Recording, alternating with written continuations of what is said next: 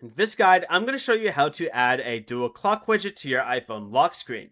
This is Miguel from Just Pause, and before we get into this guide, make sure to like the video and subscribe to the channel with all notifications on for more content like this. It really does help out the channel and we'd greatly appreciate it. If you have any questions, just ask them down in the comment section below. I'm going to be doing my best to reply to every single comment down there. Begin by swiping down from the top left corner to open the lock screen. Press and hold an empty area and tap Customize and make sure you select your lock screen.